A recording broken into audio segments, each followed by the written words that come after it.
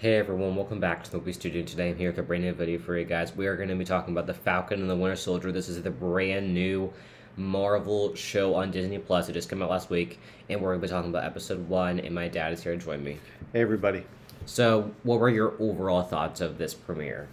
That was great. It was a great opening episode setting up this new series for Disney Plus. Super excited about it. I thought it started off very well. Good character development, good action scenes, which we'll talk about, and I'm looking forward to seeing where it goes. A little bit slower pace. Slower pace than what some people might have been expecting. It had some really good action scene, and especially in the beginning, but there was some slow parts for sure. And like we have there's only 6 episodes, so there's only 5 more, and that's crazy that we're technically like 1 out of 6 done. That's right. It's crazy. All the episodes are going to be between 45 minutes and 55 minutes. So this one was like pretty much 50. Yep. And it's not, and there's credits, so yep, it's more like 45. All of them are. Yes. Okay. So we're going to talk about the opening action sequence. We have Sam Wilson is involved. So why don't you take on this one? Sure, yeah. So the opening scene was amazing. So Falcon jumps out of an airplane and goes after the bad guys who have captured a pilot, right? So that's kind of the premise of it. It reminds me of the opening scene in Captain America and the Winter Soldier where Captain America jumps out of an airplane. So very similar. The action was great. Falcon with his drone, top-notch action. One of the kind of really best action sequences in Marvel overall. So I thought it was a great opening scene, really showing the capabilities of Falcon and what he can do as he's kind of, has all of the tools to be the new Captain America. But he doesn't really feel led to carry the shield, which we'll get into. It was also, the opening sequence is really well filmed. Very well filmed. Very impressive, on so many aspects. I did really enjoy it. But he has a rough past with his family members, as we see. Yeah, so he goes back home after the action. Goes back home, visits his sister. Sister and him own the parents' fishing business, right? Own a boat. And financially, they're not doing well. So there's this whole getting a loan. He's been out of action for 5 years because of the blip.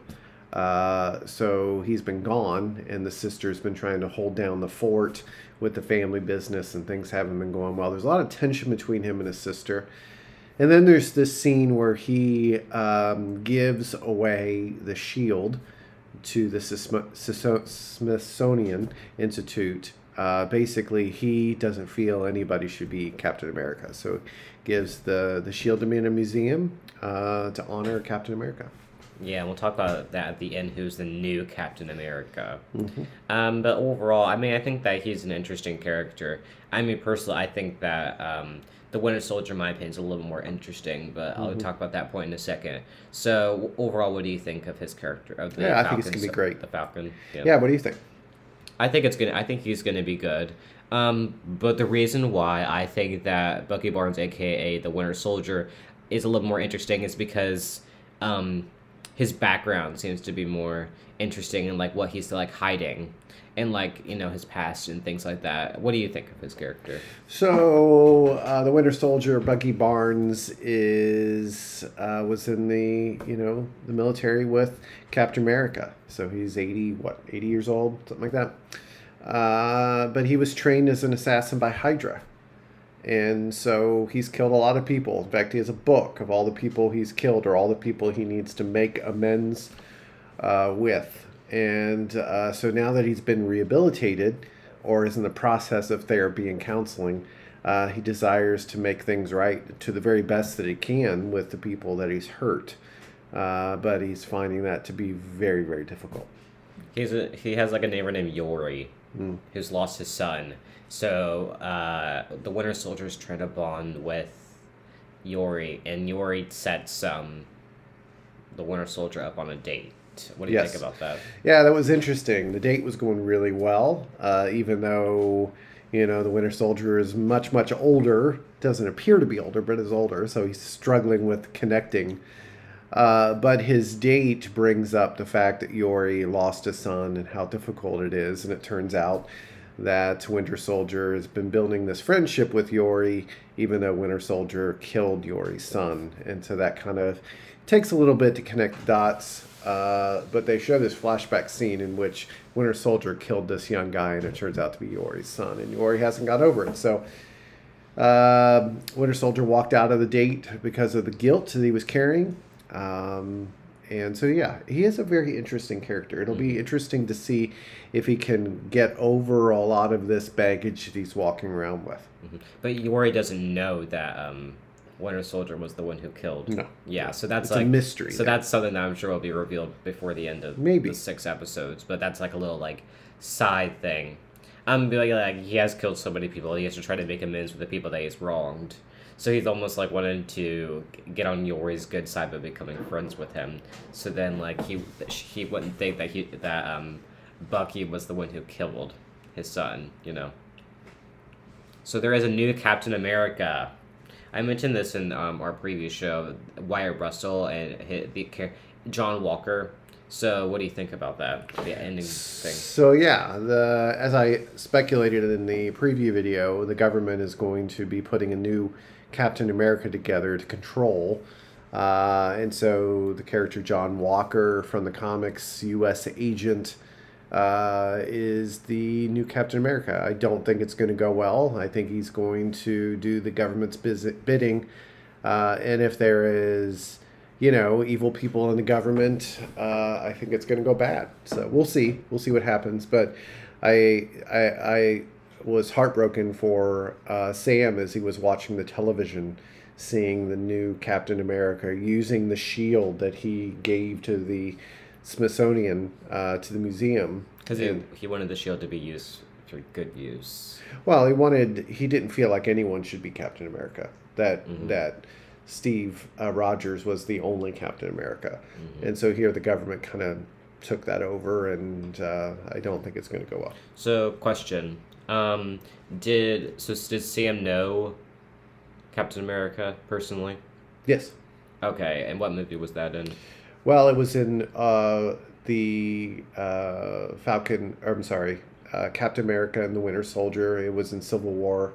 It was in the Avengers movies. Might go back and rewatch that. Maybe we'll do a review on it. Maybe. Yeah, because that kind of ties along, I think, with this series. It does. Just like Age of Ultron was a great intro to WandaVision.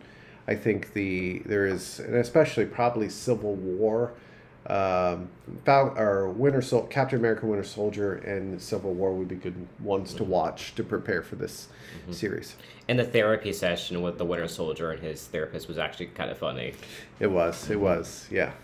So, I do think Bucky Barnes does want to get better. I just think a whole life of being an assassin and lying and covering up, and I think it's difficult to make that change.